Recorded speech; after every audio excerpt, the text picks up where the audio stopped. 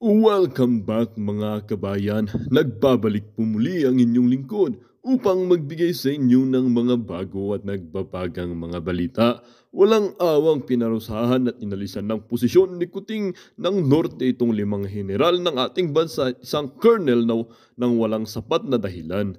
Nakakaawang isipin dahil umano ang mga ito ay matatapat na nagninilbihan sa ating bansa, ngunit hindi man lang binigyan ng konsiderasyon ni Kuting at basta inalis na lamang sa kanilang mga posisyon. Bakit kung sino pa ang tapat at tama, sila pa ang napaparusahan, samantalang itong si Hontivirus na ito ay hindi man lang makulong-kulong. Salamat na lang at nagawa ni Senator Tolentino ang hindi kayang gawin ni Kuting ng Norte.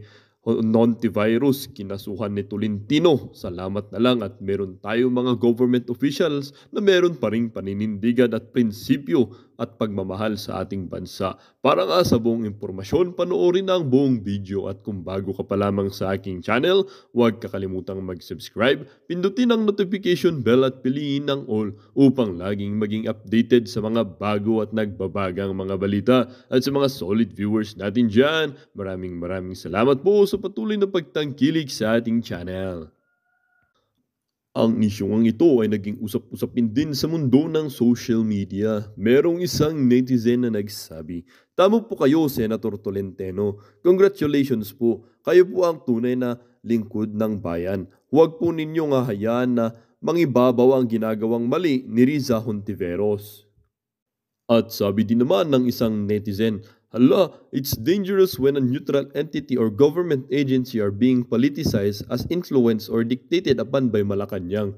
We hope justice is still alive in the AFP and that uniformed men must be treated with justice like a civilian or citizen of the country.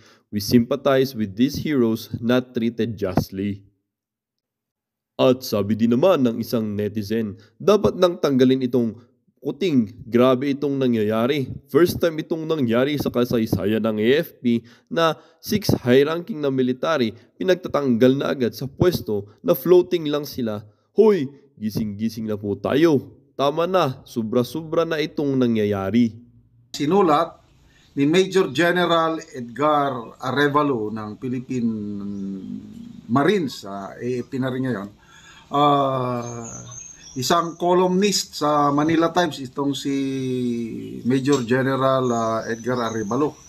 Of course, retired na. Dating AFP spokesman siya panahon ni PRRD. Cross nest. Yung pugad ng mga uwak. Ang diniscuss niya sa article is tungkol sa hindi magandang pangyayari sa Armed Forces of the Philippines. Yung nasisira na po ang professionalism sa Armed Forces of the Philippines dahil sa nangyayaring ito.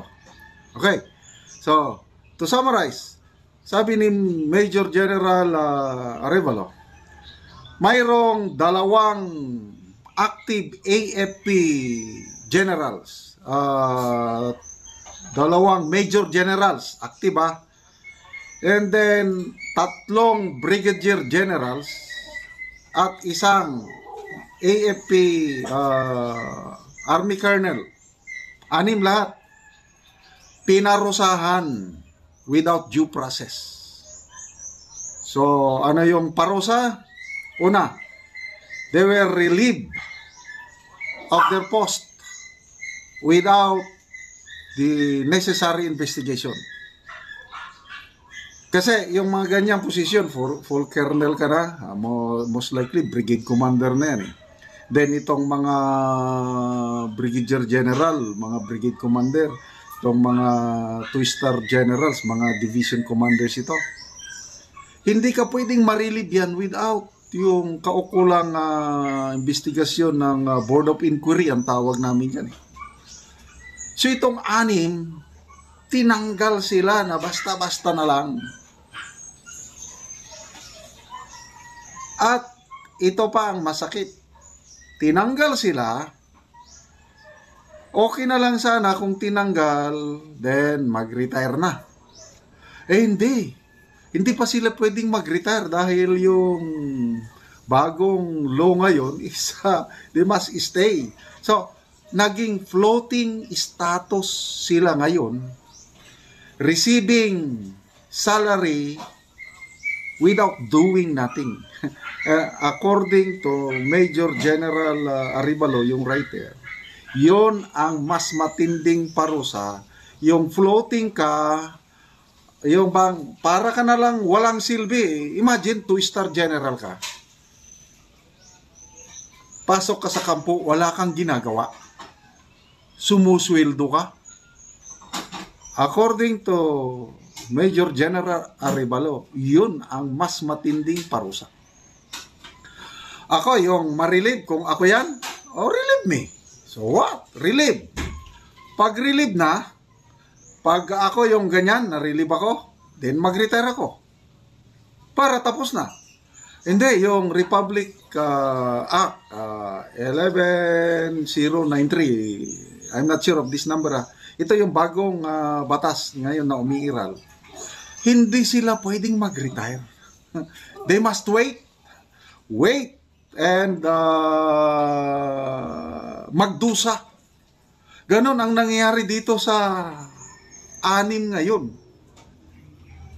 So ano ang implication nito? And then, by the way, maalala ko, itong sinasabi ngayon ni Major General Arevalo, and I'm sure alam niya kung anong sinasabi niya dahil bago lang siya nag-retire, marami siyang contact sa loob. This article ni General Arevalo confirms yung expose ni Maharlika last week of December, if I'm not mistaken, December, last week patapos na, 28 ba? Yung mayroong puting ahas, tinawag niya, kailang military officer yon, nag-report kay Maharlika na, Maharlika, itong nangyari sa amin, lumural kami, dahil ito mga kasamahan namin, relieve without cause, tapos floating status. May mga pangalan pa Nakalimutan ko na yung mga pangalan. Pinangalanan ni Maharlika dahil yun, binanggit sa information ng puting ahas. Dito kay General Arevalo, hindi niya na binanggit ang mga pangalan. Kailang parehas yung dalawang Major General. Ganon din yung expose ni Maharlika. Mga Brigadier General, ganon din. Tapos nadagdagan ngayon isang Colonel. Ito ang masakit. Yung isang Major General, ano na ito? He's about to occupy a higher command. Area command ang tawag namin yun. Ang ranggo niyan, 3-star general na. So itong isang biktima na 2-star general na, bukas, the following day, mag-assume na siya. Naka-ready na lahat. Venue, tarpaulin, program, everything. Yung mga kamag-anak niya, nandun na sa kampo. Hinihintay na lang the following day at mag-change of command ceremony na at yun na. Siya ng area commander. Ang ganda nun. 3-star general. Alam niyo ang nangyari according to General Arevalo, itong writer? Biglang kinansel. Hindi natuloy yung change of command ceremony. Ganun ang pangyayari.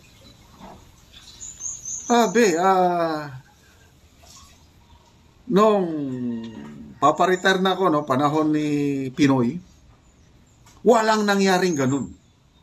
In fairness, yung professionalism ng Armed Forces of the Philippines, panahon ni Pinoy, panahon ni PRRD, ang ganda yung buwelo.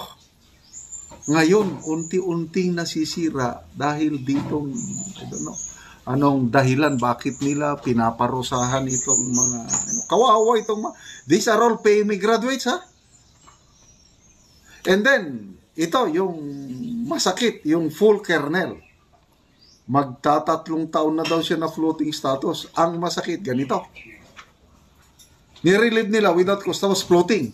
Mamaya, itong katatapos lang na PMA Alumni Homecoming, itong full colonel na ito, nako, awardee, yung tawag na PMA Cavalier Award for Special Operations na, nako po, bibihira po ang mga PMA graduates na makatanggap ng Cavalier Award. Ibig sabihin, astig ka kung na-recognize ka ng Philippine Military Academy na bigyan ka ng Cavalier Award, ibig sabihin, ang laki ng contribution mo sa Armed Forces of the Philippines, sa gobyerno, sa bayan natin, pag makatanggap ka ng Cavalier Award. Yung full colonel na nirelieve nila without cause, tapos floating awardee ng Cavalier Award. Anong ibig sabihin nun? Astig yung PMAR na yun. Astig yung full colonel na yun. May ibubuga. Bakit siya ni-relieve without cause? Bakit siya plinoting? Yun po. So, anong implication ng mga ito? Yun na. Ulitin ko, yung napakagandang pangyayari. Ako, nasaksihan ko ito yung professionalism ng armed forces tumataas, gumaganon. Ngayon, itong administration ito, I don't know, wala na. Unti-unti na, parang napapasukan na ng anay. Masakit. So, ito ba, lingid ba ito sa kalaman ng kasundaluhan? Alam na alam yan. Kaya, yan, medyo kabado ang administrasyon. Every time na magsalita si PRRD, yung nung Davao Rally, sabi niya, resign ka na. Sabi niya yung nasa Malacanang, mga AFP, BNP, kumilos na kayo. Kabado ang administrasyon, umikot sila sa iba't ibang kampo, nagkandak ba ng loyalty check, ano yan, kasi alam ng AFP leadership na may mga ganitong pangyayari. Sana ito matuldo ka na, sana hindi na maulit, dahil ang Armed Forces of the Philippines dapat dapat hindi mapolitika. Ano ba yan? Kawawa yung hindi ko ma-imagine kung ako yun yung nirelieve ako tapos sumusweldo. Ilagay nyo ang sarili nyo, sumusweldo ka. Wala ka namang ginagawa. Report ka lang. Di ba yun? Parang parusa. Hindi naman sila makaretire dahil sa bagong batas. So, ito, again, salamat sa mga expose ni Marlica. Salamat, lalong napapatunayan natin na ang mga nire-report ng mga putingas kay Marlica na ine-expose naman niya, karamihan totoo. Kaya, Fair Lady Marlica, ituloy nyo ang inyong expose. Kahit kinasuhan na kayo, sinampan ng $2 million na damages, huwag kayong matakot. Fair Lady Marlica, tuloy nyo lang ang laban dahil itong ginagawa nyo nakakatulong po sa sambayanan. At ang Armed Forces naman, sana wag nang maulit ito. Sana ang mga nakaupo ngayon, ng mga top, mag-isip kayo. Kaya kung pabayaan nyo ng ganyan, I don't know kung anong mangyayari sa ating Armed Forces of the Philippines. Kung matatandaan nyo, noong December, nung ako pa yung chairman ng Blue Ribbon Committee, binago natin yung rules. And the rules, as amended, would apply likewise to persons cited in contempt.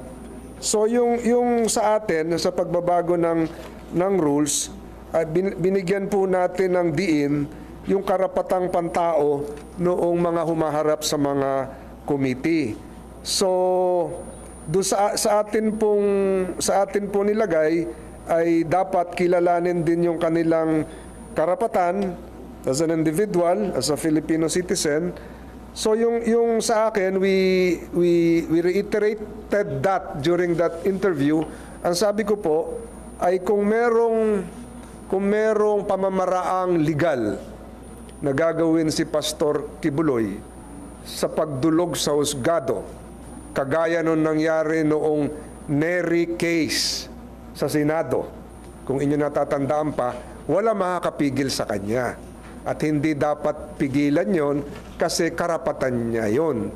Kung sakaling siya naman ay dadalo sa isang pagdinig ng Senado, kailangan din igalang ng committee ang kanyang karapatan. Ang ibig sabihin nun, huwag babastusin, huwag tatratuhin ng, bilang isang nagkasala na, dahil ang pagdidetermine ng pagkakasala ng isang tao, the right to adjudicate the guilt of a person lies with the court and not with a committee. Maliwanag po yan. Ang atin pong gawain dito sa Senado is to investigate in aid of legislation. It is not the right, it is not the duty of the Senate to condemn and imprison an individual. Because that individual, no matter how high nor lowly he is, has the same basic human right and the right of being, the right to innocence, etc., etc. So igalang po yun. Yun po yung sinabi ko nun. Igalang yung karapatan ni Pastor Kibuloy. Hawak ko. Paul, ang counsel of the target resource person, halimbawa yung kay Kibuloy, can he insist na to the committee to recognize his counsel given his supposed threat? Hindi po ako yung abogado dito ni Pastor, pero kung siguro kung gustong gamitin ng abogado niya nung binago po natin yung section 16 and 18, pwede niyang sabihin na bigyan din sila ng karapatan na mag-file ng memorandum, etc., etc., kagaya po nung ginawa natin doon sa mga nagdaang pagdinig natin. So, babalik at babalik po yan sa paggalang sa karapatan kung kahit sino man na nandun. Kahit hindi si pastor, huwag bastusin yung mga nandito sa humaharap sa komite ng Senado. If the Senate heads to what Pastor Kibuloy wants, na non-appearance, would this not set a bad precedent to other personalities who would be invited by the Senate? Hindi ko alam po yung dahilan niya eh. Hindi naman ako yung... So this should be case-to-case basis? Correct. So, ulitin ko, may karapatan ang Senado na hilingin ang kanyang presensya, subalit yung kagaya po dun sa Nery case, kung natandaan niyo yung Nery case, pinawalang bisa ng Supreme Court yung contempt, ni-lift yun, yung si Romulo Nery. Natandaan niyo na yun, yung mga bata-bata pa noon nandito nung panahong yon. So, kung natatandaan niyo yun, nakialam ang husgado, ang Supreme Court, at sinabi, lifted yung contempt order. So, he can utilize that. Ikarapatan naman siya. May abogado siya. Nung sa formally na umabot din sa court, parang ganun din. He can maximize, utilize all legal venues available to him. And no one should deprive him of that right. Wala na. Nakakalimutan niyo na yung chacha. Sige. Wala na. Tapos na. Tanong sir kung napag-usapan ba kay informal? Yung Chacha. Ayun. Among senators and congressmen. Yung pinag-usapan. Informally. Ano ibig sabihin na informally? Hindi formal. Alam mo, masaya kami kanina nung sa prior to the signing, nasa harapan ko nakaupo si BBM, o sa kaliwa si SP, sa harapan ko sa kaliwa si Speaker. So wala naman ako nakikitang rift. Ang alam ko ay iisa pa rin ang Kongreso, the lower house, ang daming congressman kanina. The lower house and the upper house. So wala ko nakikitang pag-aaway kanina. Sa voting separately, would it be a contentious issue? Kasi yung House na po walang ganung Sa kanila, well enshrined ang bicameralism sa ating sistema. Hindi pa naman tinatanggap na unicameral body ang dalawang kapulungan. Kaya even without mentioning that, voting separately yon. Pero how would you deal with this stand ng Kongreso? Ulitin ko ha. Tatlo lang ang modes ng pag-amend ng saligang batas. 1. Constitutional Convention. 2. Constituent Assembly. 3. People's Initiative.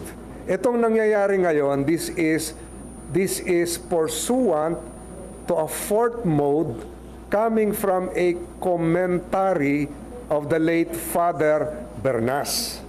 So the lower house, by invoking the fourth mode, yung resolution of both houses number 7, is in effect saying that we are going to utilize the fourth mode, but even if the resolution is silent as to the manner of voting, the fourth mode speaks of voting, implies voting separately because of the bicameral nature of our Congress. Final nga nila ng bukod. Final din namin ng bukod. Dinidinlig nila ng bukod. Dinidinlig namin ng bukod. Kung merong pagkakaiba doon, papasok sa Bicameral Conference Committee. So, even though they're silent, their mere acceptance of the fourth mode implies that it has to be voted upon separately. Kwentas klaro tayo doon. Sa napanood niyong video mga kabayan, ano naman po ang inyong mga opinyon? Ang ating comment section ay bukas para sa inyong mga komento at reaksyon. Huwag kakalimutan, do not let your thoughts left unspoken. As citizen of this country, your opinions matter. Huwag pong mahihiyang magbigay ng inyong mga saloobin, mga kabayan. At syempre, huwag niyo din pong kakalimutan i-share ang video ito upang inyong mga kaibigan at kapamilya ay maging aware din sa kung anong nangyayari sa ating bansa. Huwag din kakalimutang mag-iwan ng like. Hanggang sa muli!